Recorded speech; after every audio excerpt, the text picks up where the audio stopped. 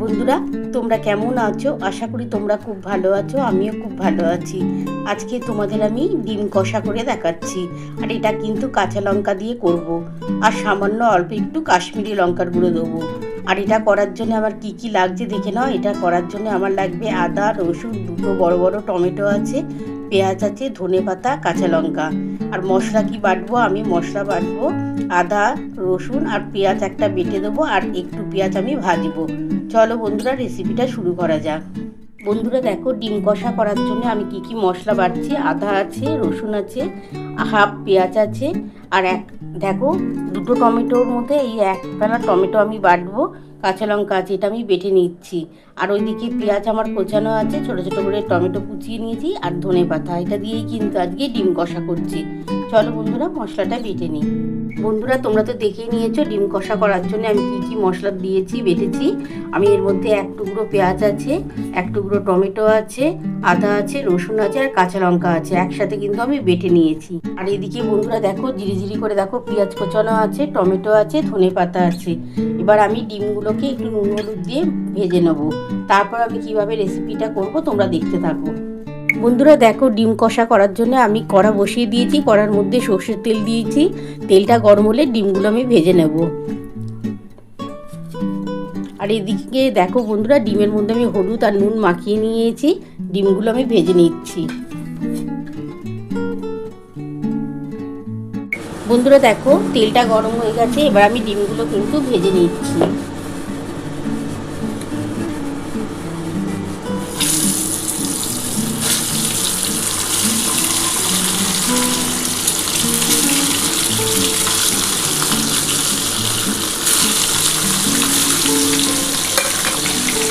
একটু ডিমগুলো হালকা করে ভাজা হয়ে গেলে আমি তুলে নেব।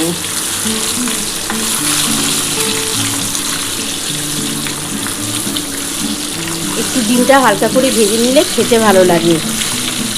আর একটু হলুদ নুন দিয়ে ভাজবে বন্ধুরা, দেখতে ভালো লাগবে, খেতেও কিন্তু খুব টেস্ট লাগবে। দেখো আমার ভাজা হয়ে গেছে, এর বেশি ভাজার দরকার নেই। আমি এবার তুলে নিচ্ছি।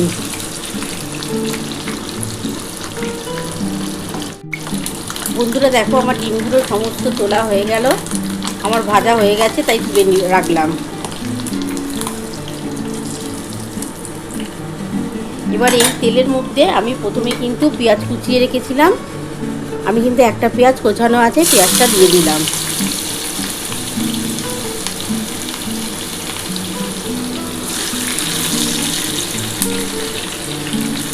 এর মধ্যে একটা টমেটো আছে কোচানো, ছোটো ছোটো করে টমেটোটা দিয়ে দিলাম।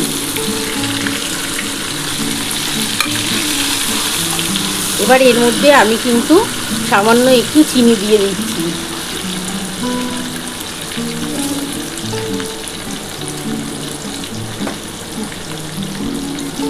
দেখো বন্ধুরা, আমি একটু সামান্য চিনি দিয়ে দিলাম। এটা কালারটা খুব ভালো আসবে তার জন্য।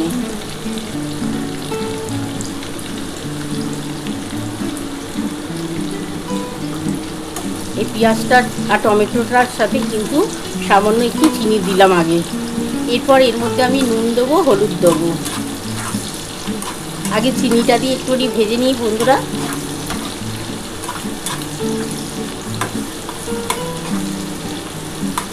এবার এর মধ্যে গোটা গরম মশলা দেবো, দুটো দারুচিনি দেবো, একটা লবঙ্গ দেবো, খুব বেশি দেবো না, আর একটা লবঙ্গ, একটা দারুচিনি আর দুটো বন্ধুরা দেখো, পেঁয়াজ আর টমেটো কিন্তু আমি ভেজে নিচ্ছি। আর এর সাথে কিন্তু চিনি দিয়ে দিয়েছি। চিনিটার সাথে একটু ভালো করে ভাজা হয়ে গেলে আমি এর মধ্যে গোটা গরম মশলা দেবো।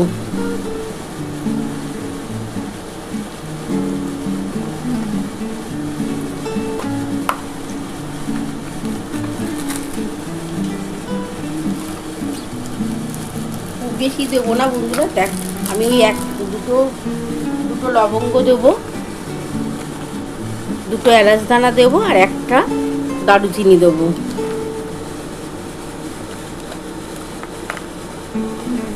এই যে দেখো বন্ধুরা, দুটো লবঙ্গ দিলাম, একটা দারচিনি দিলাম, আর দুটো এলাচ দানা দিয়ে দিলাম।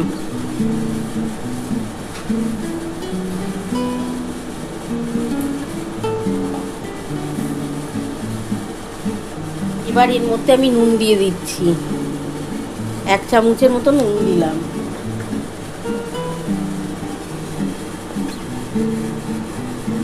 এক চামচ হলুদ দিলাম,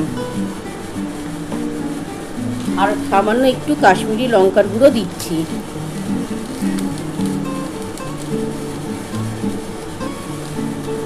যেহেতু আমি কাঁচা লঙ্কা বেটে দিয়েছিলাম, তার জন্য শুধু কাশ্মীরি লঙ্কার গুঁড়ো দিলাম, একটু কালারটা যাতে ভালো আসে তার জন্য। এবার এটা ভালো করে একটুখানি ভাজা ভাজা হলে আমি যে মশলাটা বেটে রেখেছি সেই মশলাটা দিয়ে দেবো।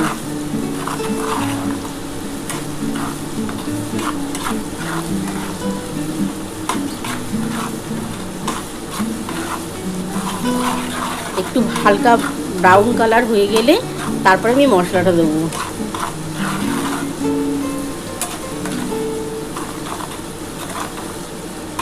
দেখো পেঁয়াজটা টমেটোটা খুব ভালোভাবে ভাজা হয়ে এসছে।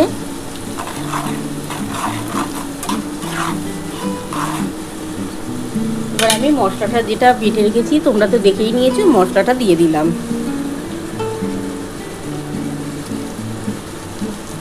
এর মধ্যে সামান্য অল্প একটু জল দিয়ে ঢেলে দিচ্ছি।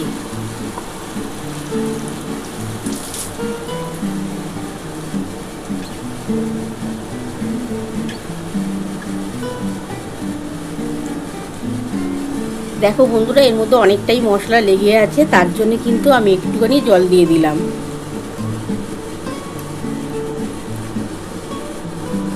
এই যে এই জলটা দিয়ে দিচ্ছি।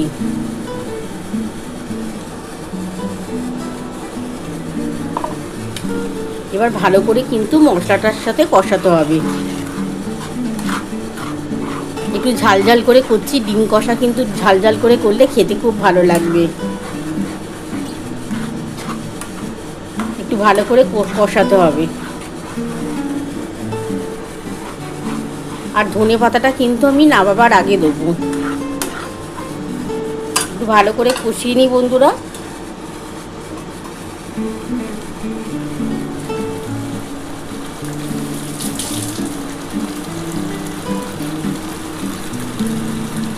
বন্ধুরা দেখো, মশলাটা খুব ভালোভাবে কষানো হয়ে গেছে, আর একটু কষাতে হবে। যতক্ষণ তেলটা ভালোভাবে ছেড়ে ছেড়ে না আসবে ততক্ষণ মশলাটা কষাতে হবে।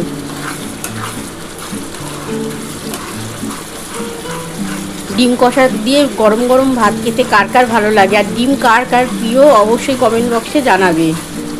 আমার তো ভীষণ প্রিয় একটা রেসিপি, সেটা হচ্ছে ডিম। তোমাদের কেমন লাগে বন্ধুরা খেতে ডিম? আমার তো ভীষণ ভালো লাগে খেতে।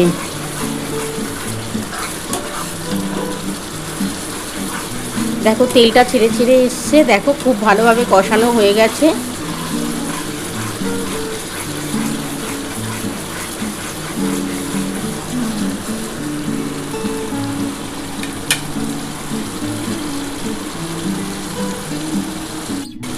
এবার বন্ধুরা দেখো, আমি ডিমগুলো দিয়ে দিচ্ছি। ডিমগুলোর সাথে ভালো করে কষাতে হবে, তাহলে ডিমের ভেতরে মশলাটা ঢুকবে, খেতে কিন্তু খুব ভালো লাগবে।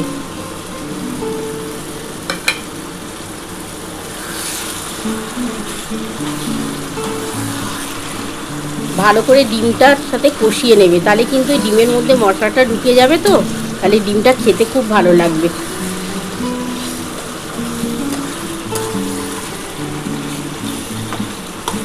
দেখো বন্ধুরা কত সুন্দর হয়েছে।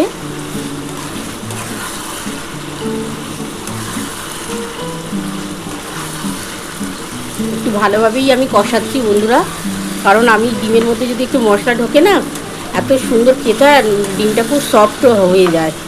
তার জন্যই কিন্তু ডিমটার সাথে কষাচ্ছি।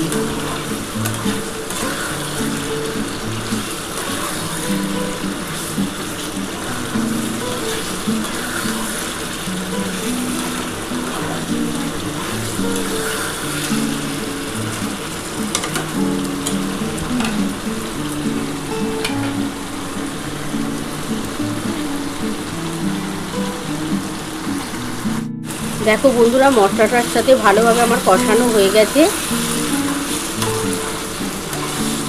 আমি কিন্তু এখন কোনো রকম জল দেবো না। আজকে কিন্তু জল ছাড়াই কিন্তু ডিমের কষা করছি। জল দিলে কিন্তু ডিম কষাটা খেতে বেশি ভালো লাগে না।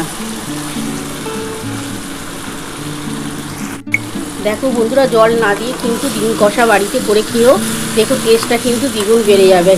আজকে আমি কোনো রকম জল দিলাম না, কারণ আমি পেঁয়াজ বেটেছিলাম আর মশলা যা দিয়েছি তাতেই কিন্তু কষতে কষতে অনেকটাই জল ছেড়েছে।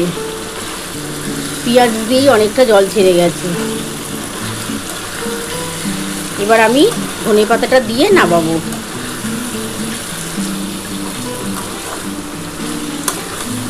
দেখো খুব ভালোভাবে কিন্তু মশলাটা কষানো হয়ে গেছে। এবার আমি কিন্তু নামিয়ে নেব। এই ওপর থেকে ধনেপাতাটা দিয়ে দিলাম।